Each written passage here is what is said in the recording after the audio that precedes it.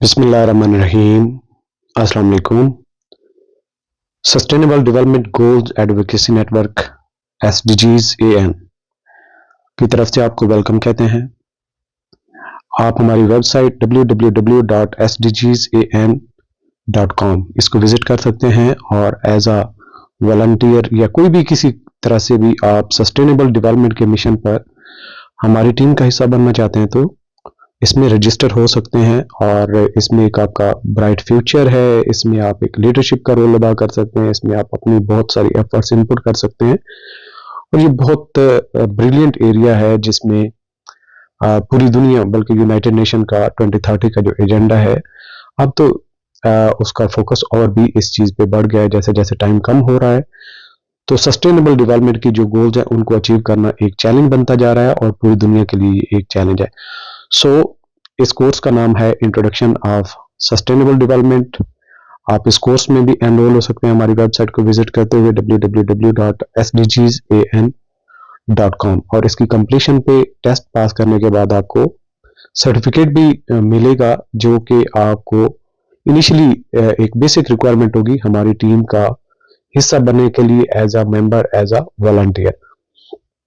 सो volunteer के तौर पे, रिसर्चर के तौर पे, डोनर के तौर पे, एज अ पार्टनर काम करना चाहते हैं, कोलैबोरेशन किसी मिशन पे करना चाहते हैं या आप कोई एडवाइस कर सकते हैं या हमें अपने टारगेट्स सस्टेनेबल डेवलपमेंट के हवाले से अचीव करने में आप हमारी हेल्प कर सकते हैं तो आप एज अ कंसल्टेंट भी हमें ज्वाइन कर सकते हैं। सो आज का हमारा टॉपिक है की कॉन्सेप्ट्स एंड प्रिंसिपल्स। की कॉन्सेप्ट्स एंड प्रिंसिपल्स, कुछ उसूल हैं जिस पे सस्टेनेबल डेवलपमेंट काम करती है और कुछ ऐसी सोच है, कोई ऐसे एरियाज हैं जिनका समझना जरूरी है एज अ कंसेप्ट। यानी कि आप समझें कि कोई भी आप मैथमेटिक्स का क्वेश्चन कर रहे हैं, अलजेब्रा का क्वेश्चन कर रहे हैं तो एक बेसिकली आपके बैक एंड पे कंसेप्ट काम कर रहा होता है। क्वेश्चन को देखते हैं तो आपके बैक एंड पे कोई फार्मूला होता है, कोई कंसेप्ट होता है, उसकी बेसिस पे उसको लेके चलते हैं। सो बेसिकली कुछ कॉन्सेप्ट्स हैं जिनकी बेसिस पे सस्टेनेबल डेवलपमेंट काम करती है। इसका अल्टीमेटली तस्वुर क्या है, सोच क्या है, किस बेसिस पे सस्टेनेबल डेवलपमेंट का एक एजेंडा जो है वो यूनाइटेड नेशन ने उसको इतनी प्रायोरिटी दी हुई है और वो कौन से उसूल हैं जिनके ऊपर अमल करके एक दुनिया के ऊपर अमन किया जा सकता है, दुनिया के जो रहने वाले हैं उनको उनका हक मिल सकता है और इवन के जो यूनिवर्स है उसको, जो अर्थ है उसको हम सिक्योर कर सकते हैं और लिवेबल कर सकते हैं। सो ये कॉन्सेप्ट्स का और इन उसूलों का जानना भी जरूरी है और आज के इस सेशन में हमने कॉन्सेप्ट्स और प्रिंसिपल्स पे ही बात करनी है। बेसिकली कॉन्सेप्ट्स की अगर बात करें तो इंटरजेनरेशनल इक्विटी, इंटरजेनरेशनल यानी कि जनरेशन हमसे जो पहले की थी उसको हम जीरो का नाम दे लेते हैं, हमारी जनरेशन 1 है, उससे आने वाली जनरेशन 2 है। तो जितनी भी जनरेशन है उनके अंदर कनेक्टिविटी होनी चाहिए। ये जो हर एक का हक है जिंदगी गुजारना और अच्छी जिंदगी गुजारना। हमारे वालिदैन ने, हमारे पेरेंट्स ने, हमारे आबाओ अजदाद ने कोशिश की कि हम अच्छी जिंदगी गुजारें, हर चीज हमें मुयस्सर हो, सहूलियात मुयस्सर हो और एक सेहतमंद हम जिंदगी गुजारें। तो इसमें तो कोई शक नहीं है, ये आपको हमने पेरेंट्स की केयर से ये चीजें लर्न की है और हम में से जिनके बच्चे हैं वो ये समझते हैं कि वो चीजें जो हमें मुयस्सर नहीं थी आने वाली नस्लों को वो मुयस्सर होनी चाहिए। तो ये जनरेशन टू जनरेशन जो केयर का एलिमेंट है ये चलता जा रहा है और चलते रहना चाहिए। सो सस्टेनेबल डेवलपमेंट के अंदर एक ये भी कंसेप्ट है कि जो अपने औलाद के लिए, आने वाली नस्लों के लिए बहुत हमदर्दी रखते हैं तो उसका एलिमेंट एज अ दुनिया के तौर पे जितने भी इसके स्टेक होल्डर्स हैं सबको केयर करना चाहिए, ना कि एक किसी कल्चर के रहने वाले लोगों को ही सिर्फ केयर करनी चाहिए। सो ये इंटर जनरेशनल इक्विटी है, यानी कि हर एक को उसका हक मिलना चाहिए नस्ल दर नस्ल। This principle emphasises fairness between generation, यानी कि जो भी नस्लें हैं उनके अंदर इंसाफ होना चाहिए। ये उसूल इस चीज पर जोर देता है। Ensuring resources are preserve for future, कि ये जो हमारे पास जराए हैं, रिसोर्सेज हैं, इनमें से कुछ को प्रिजर्व करना चाहिए फ्यूचर के लिए। इट एडवोकेट्स यानी ये जो प्रिंसिपल है इंटरजेनरेशनल इक्विटी का, ये इस चीज की वकालत करता है for the sustainable use of natural resources, कि जो भी कुदरती जराए हैं, कुदरती रिसोर्सेज हैं, उनका एक जो है वो सस्टेनेबल यूज होना चाहिए, यानी इतना यूज करें कि एज अ होल उसकी जो मिकदार है वो डिस्टर्ब ना हो और जनरेशन टू जनरेशन मूव करती जाए। अगर हम ही सारी की सारी जो फ्यूल की रिसोर्सेज हैं उनको एग्जॉस्ट कर लेंगे, खत्म कर लेंगे, तो इट्स मीन कि आने वाली जनरेशन के लिए कुछ नहीं बचेगा। अगर हम साफ पीने का पानी जो है उसका बेदरेग इस्तेमाल करते जाएंगे तो आने वाली जनरेशन के लिए पानी की नायाब हो जाएगा, कम हो जाएगा। सो ये क्या कहता है, it advocates for the sustainable use of natural resources. पानी का इस्तेमाल भी हमें करना है, फ्यूल का भी इस्तेमाल करना है, लेकिन इतना कि वो सस्टेनेबल यूज हो, आने वालों को भी मुयसर हो, to maintain the ecological balance. Ecological balance में क्या है, इकोसिस्टम किससे बनता है, हमारे जो जानदार चीजें, जानदार जिसमें हम कहते हैं कि एनिमल भी हैं और प्लांट्स भी हैं।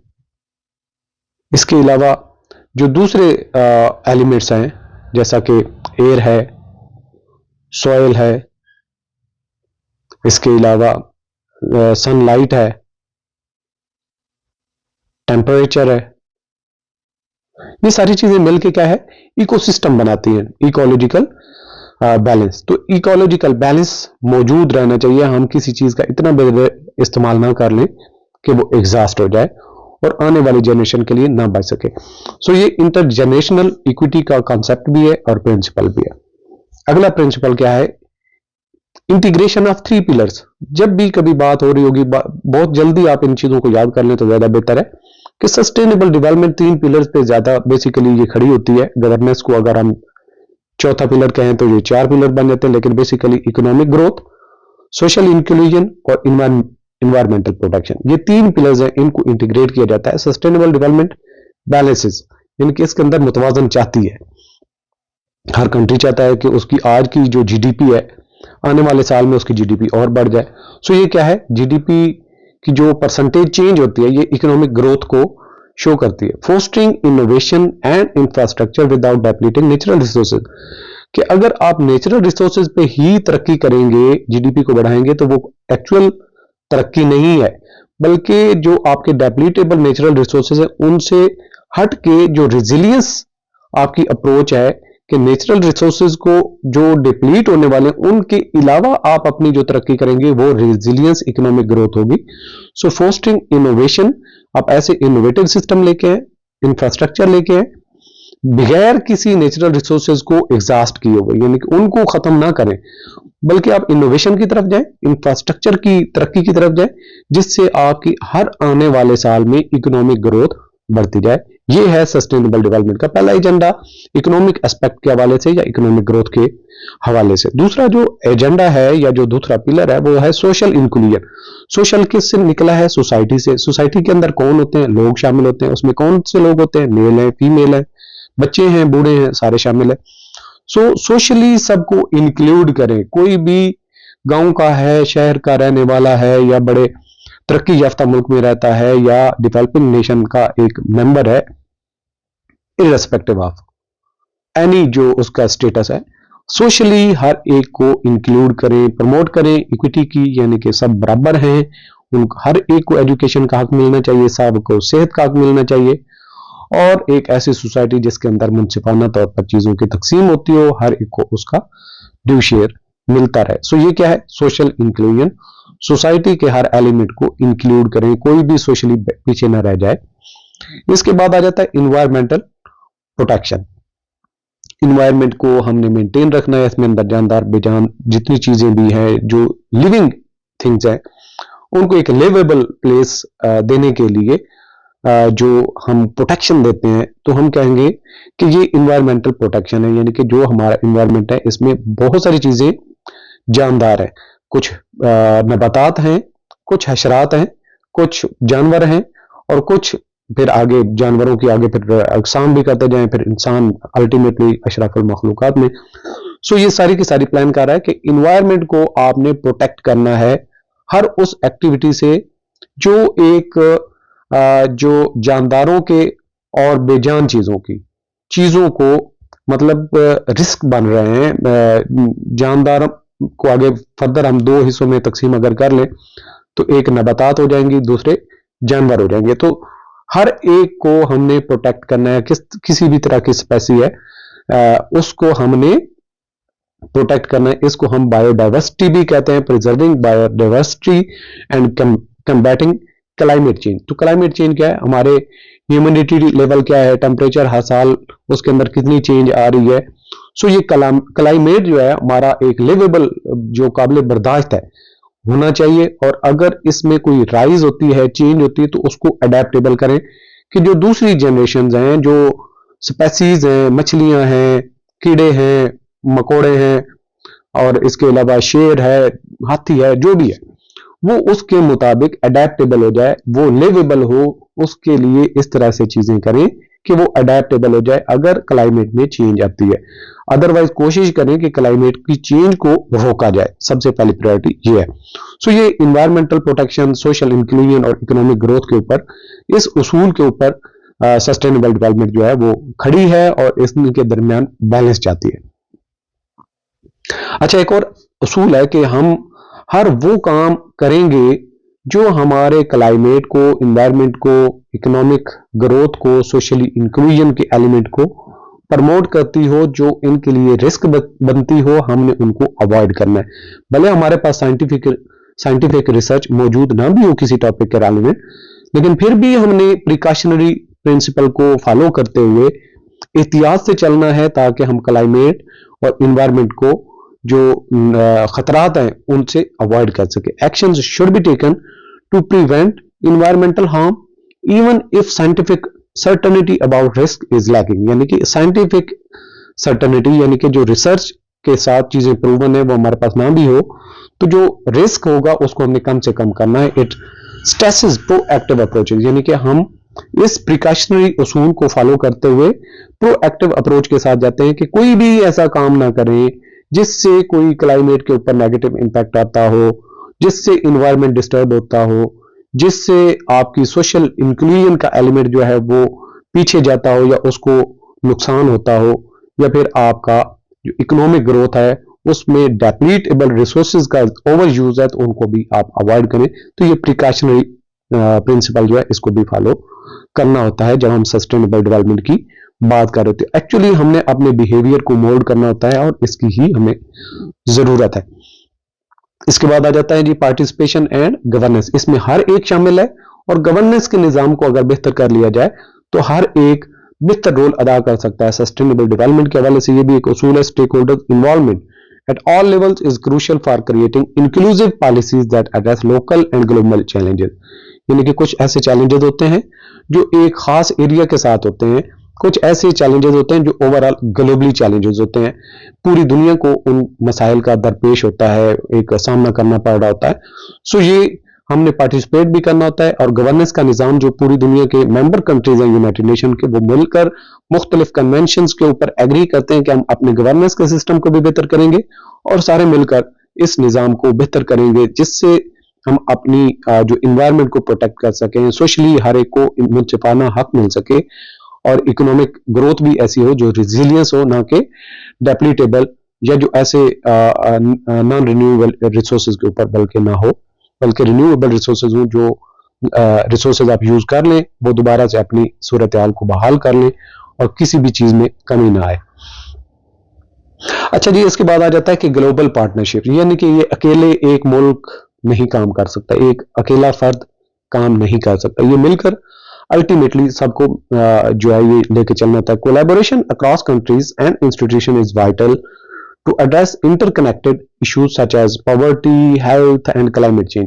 तो यही सस्टेनेबल SDG 17 जो है, 1 से लेकर 16 तक जाए तो 17 जो है वो कोलैबोरेशन की बात करती है, वो पार्टनरशिप की बात करती है कि ये काम जो है ये सस्टेनेबल डेवलपमेंट का ये अकेले किसी ने नहीं करना, ये टीमें बनेगी, हर एक की ख्वाहिश होगी, अपना बिहेवियर चेंज करेंगे और हर कोई अपनी एफर्ट इनपुट करेगा, और जो भी इस मामले पर या जो भी इस कोशिश के लिए काम कर रहा होता है उनको चाहिए कि वो कोलैबोरेशन करें, वो आपस में पार्टनरशिप करें और मिलजुल कर आगे बढ़े। इससे ही ज्यादा सिनर्जिकल इफेक्ट आएगा और बेहतर परफॉर्मेंस होगी, बजाय इसके कि एक इंडिविजुअल इस पे काम करे।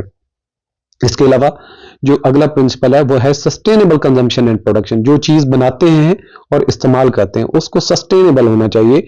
बेतरेक चीजों को ना तो बनाएं ना उनका इस्तेमाल करें। ये इस हवाले से इनकरेज रिसोर्सेज एफिशिएंसी, जो भी रिसोर्सेज आप उनको बेहतरीन तरीके से इस्तेमाल करें, उनका वेस्टेज ना करें।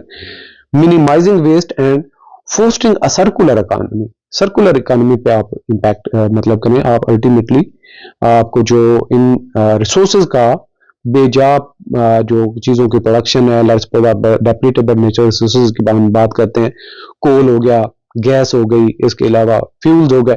सो इनकी प्रोडक्शन को भी आप सस्टेनेबल हद तक रखें और इनको कंज्यूम भी ऐसे करें कि अल्टीमेटली आपकी जरूरत भी पूरी हो, लेकिन फिर भी इनकी जो अल्टीमेट रिसोर्सेज हैं वो इस हद तक हो कि बिल्कुल टोटली एंड ना कर दे।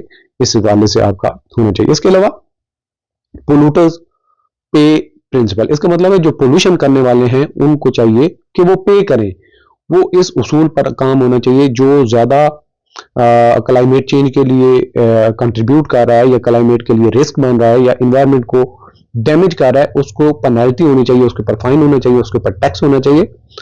और जो ख्याल करने वाले हैं, जो क्लीनर प्रैक्टिसेस कर रहे हैं, उनको इंसेंटिव मिलना चाहिए, उनको थोड़ा टैक्स में छूट मिलनी चाहिए। Hold those responsible for pollution accountable, यानी जो पोल्यूशन के जिम्मेदार हैं उनको अकाउंटेबल ठहराएं फॉर मिटिगेशन का, ताकि इस जो असर को, वो जो एनवायरनमेंट को डैमेज कर रहे हैं, उस असर को पूरा करने के लिए इंसेंटिवाइजिंग क्लीनर प्रैक्टिसेस, जो क्लीनर प्रैक्टिसेस कर रहे हैं उनको इंसेंटिवाइज करें, या फिर जो एक एनवायरनमेंट को नुकसान कर रहे हैं उसकी बदला जो है वो किसी और को, जो सस्टेनेबल डेवलपमेंट पे ऑर्गेनाइजेशंस काम कर रही हैं, जो क्लाइमेट चेंज के लिए काम कर रही हैं, उनको आप इंसेंटिवाइज करें ताकि उस डैमेज को कंपनसेट किया जा सके। सो जी, अगर हम पूरी दुनिया के हवाले से इंपॉर्टेंस की बात करें कि सस्टेनेबल डेवलपमेंट का जो एजेंडा है ये कैसे इंपॉर्टेंस रखता है और रेलेवेंस रखता है, वन बाय वन हम कवर करते हैं। सबसे पहले तो है क्लाइमेट चेंज की मिटिगेशन। ये जो सस्टेनेबल डेवलपमेंट का एजेंडा है, अल्टीमेटली क्लाइमेट चेंज जो हो रहा है उसको मिटिगेट करने के लिए कोशिश है कि जो जिस जगह पे हम रह रहे हैं, टेम्परेचर अगर मैक्सिमम गर्मियों में जाता है जी 41 पे, तो 42-3 पे जाएगा तो बहुत प्रॉब्लम हो जाएगा, बहुत सारी डेथ होंगी, बहुत सारे जो जानदार हैं वो मरना शुरू हो जाएंगे और ये दुनिया उनके लिए, ये जमीन जो उनके लिए लिवेबल प्लेस नहीं रहेगी। और बायोडाइवर्सिटी जो कंजर्वेशन का प्रिंसिपल है वो डैमेज होगा, जिससे कई सारे ऐसे हशरात हैं जो ऐसे काम करते हैं जो हमारी इकोसिस्टम है, लाइफ का जो एक बैलेंस है उसको मेंटेन रखते हैं। कई सारी ऐसी चीजें डेंजरस होती हैं इंसान की जिंदगी के लिए, जो वो हशरात उसको निगेट करते हैं, उसको कंज्यूम कर लेते हैं। यानी हमारे लिए जो चीज रिस्की होगी वो दूसरे हशरात उसको इस्तेमाल करते हैं खुराक के तौर पे। और वो जो एग्जॉस्ट करते हैं, जैसा कि पौधे हैं, वो एग्जॉस्ट क्या करते हैं, वो ऑक्सीजन छोड़ते हैं और हम उसको इस्तेमाल करते हैं। सो ये क्लाइमेट चेंज मिटिगेशन का जो एस्पेक्ट है उसको मेंटेन रखने के लिए सस्टेनेबल डेवलपमेंट के वो जो एक्शंस होते हैं, ताकि क्लाइमेट चेंज के जो एक फोर्सेस हैं, फैक्टर्स हैं, वो कंट्रीब्यूट करें, उनको कंट्रोल किया जाए, मिटिगेट किया जाए। With global temperatures rising, sustainable development strategies are essential to reduce greenhouse gas emission, यानी कि कार्बन डाइऑक्साइड और जो ओजोन की लेयर को खराब करते हैं, उन सारे जो फैक्टर्स हैं उनको कंट्रोल करना। इसके अलावा and promote renewable energy. Renewable energy क्या है? ऐसी एनर्जी जो हम ऐसे जराए से इस्तेमाल करते हैं कि वो जराए दोबारा इस्तेमाल हो जाते हैं। यानी कि आप ये समझ लें कि वाइंड से अगर आप एनर्जी हासिल कर रहे हैं, पावर बना रहे हैं, तो वो रिन्यूएबल है, वो उसके जो हवा है उसका दोबारा इस्तेमाल होता है। इसके अलावा जो आप देखते हैं कि सोलर पैनल्स जो हैं जिनसे हम बिजली बना रहे हैं, तो वो सनलाइट तो वैसे ही आती है, उससे किसी भी नेचुरल रिसोर्सेज की डेप्लीशन नहीं हो रही, कोई इस्तेमाल इस तरह से नहीं हो रहा कि वो अब खत्म हो जाएगा। दूसरे नंबर पे है पॉवर्टी एलिविएशन। ये सस्टेनेबल डेवलपमेंट के एजेंडाज में से या इसकी रेलेवेंस या इंपॉर्टेंस अल्टीमेटली क्या है? इसका मिशन है कि गुर्बत का खात्मा करना by creating equitable economic opportunities and ensuring resources access. Sustainable development contributes to reducing global poverty. तो सस्टेनेबल डेवलपमेंट का जो एजेंडा है वो अल्टीमेटली इस पे काम कर रहा है कि ग्लोबल पॉवर्टी को खत्म किया जाएगा, कम किया जाएगा। इसके अलावा सस्टेनेबल डेवलपमेंट का जो एजेंडा है वो है ग्लोबल हेल्थ और वेलबीइंग के लिए काम करेगा, लोगों की सेहत का ख्याल रखना, उनकी बेहतरी के लिए, उनकी वेलफेयर के लिए काम करना।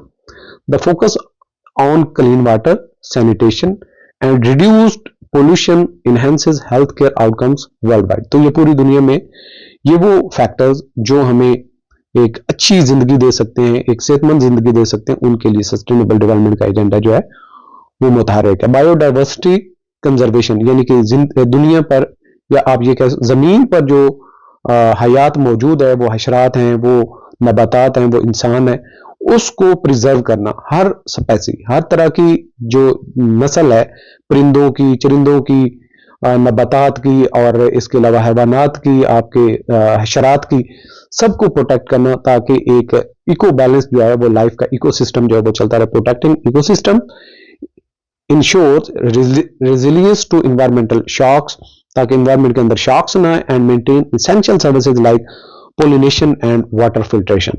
तो ये सारे के सारे अल्टीमेटली बायोडाइवर्सिटी को कंजर्व करने के लिए भी सस्टेनेबल डेवलपमेंट का एजेंडा जो है वो काम करता है। इसके अलावा इकोनॉमिक स्टेबिलिटी के जो मुल्क हैं, आवाम है, उनकी इकोनॉमिक स्टेबिलिटी होनी चाहिए, वो एक रेजिलियंस वे से तरक्की करें, ना कि डेप्लीटेबल नेचुरल रिसोर्सेज के ऊपर अमल करते हुए उसको एग्जॉस्ट कर लें। Sustainability promotes long term economic resilience by reducing reliance on depletable resources. इसके बाद फर्दर आता है जी कि ग्लोबल एग्रीमेंट्स एंड फ्रेमवर्क। ये जो सस्टेनेबल डेवलपमेंट के जो एक मिशन है, ये अलाइन करता है जो ग्लोबल एग्रीमेंट्स हुए हैं या जो फ्रेमवर्क अब तक यूनाइटेड नेशंस के जेर साया बनाए गए हैं या यूनाइटेड नेशन के अम्ब्रेला के नीचे मुख्तलिफ कन्वेंशंस किए जाते हैं। सस्टेनेबल डेवलपमेंट अलायंस, जब भी कभी एसडी का इस्तेमाल अब यूज होगा तो आपने एसडी से मुराद सस्टेनेबल डेवलपमेंट लेना है। SD alliance with initiatives like United Nations sustainable development goals which provide a roadmap for addressing global challenges by 2030। तो ये 2030 का जो एजेंडा है उसको ये प्रमोट करता है सस्टेनेबल डेवलपमेंट। इसके अलावा जो मुख्तलिफ मुश्किल हालात आते हैं, क्राइसिस की प्रिपेयरनेस के लिए भी सस्टेनेबल डेवलपमेंट का जो एक एजेंडा है वो प्रमोट करता है कि जब कभी टेम्परेचर के अंदर राइज हो, इकोनॉमिक इंस्टेबिलिटी हो, इन्वायरमेंट या सोशल कोई क्राइसिस हो, तो उसके लिए कैसे अडेप्टेबिलिटी करनी है, कि उससे निकलने के लिए कैसे लोगों को एक जो है वो साजगार माहौल प्रोवाइड करना है फौरन से, उसकी भी एक तैयारी होनी चाहिए। तो ये भी सस्टेनेबल डेवलपमेंट की प्रैक्टिसेस में एक बहुत बड़ा एजेंडा है डिजास्टर मैनेजमेंट के हवाले से, या जो रिस्क है डिजास्टर का और उसको मिटिगेट कैसे किया जा सकता है। Sustainable policies build resilience to economic, environmental and social crisis, fostering adaptability in uncertain time, यानी कि जो गैर यकीनी सूरत हाल के मुताबिक अपने आप को अडॉप्ट करना कि इस तरह की सूरत है। अब हम मकानों में रहते हैं, एक मुनासिब अब हवा में रहते हैं, लेट्स सपोज क्लाइमेट चेंज हो जाता है, टेम्परेचर राइज हो जाता है, तो हम कैसे रहेंगे, इसके लिए एक साजगार माहौल होना चाहिए। अगर कोई जलजला आता है तो घरों के बगैर लोगों को रहना पड़े तो उनके लिए टेंट्स वगैरह कैसे प्रोवाइड करने चाहिए, उनको कैसे अडेप्टेबल करना है ताकि वो एक मुश्किल सूरत हाल में भी सर्वाइव कर जाए। सो ये अडेप्टेबिलिटी का कंसेप्ट है अनसर्टन टाइम्स के लिए। अगर आज के टॉपिक को हम कंक्लूड करें कि कंसेप्ट क्या थे और उसके प्रिंसिपल्स कौन से थे और अल्टीमेटली ये जो एक नेशनल इंटरनेशनल इंपॉर्टेंस कैसे थी, उनकी रेलेवेंस कैसे बनती है। सो sustainable development is both framework and necessity, यानी कि एक ये फ्रेमवर्क, एक कानूनी तौर पे जो फ्रेमवर्क एक यूनाइटेड नेशन बना, उसके साथ साथ ये एक जरूरत भी है for achieving a balanced and equitable global future, कि नस्लों के लिए एक मुनसिफाना जो एक बेहतर मुस्तकबिल हासिल करना एक जरूरत भी है, और एक ये फ्रेमवर्क के जरिए से भी आता है। It's principles provide actionable guidance.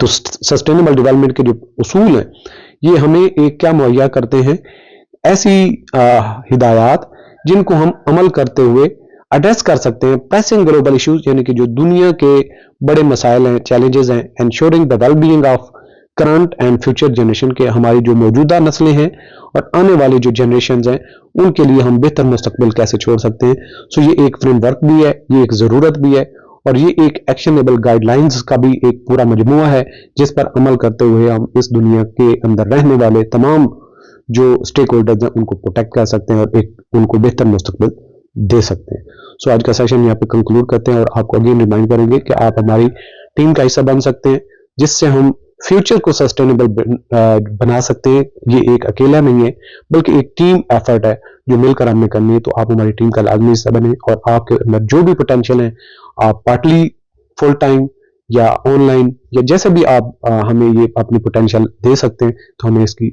Ashok जरूरत है। Thank you. Allah Hafiz.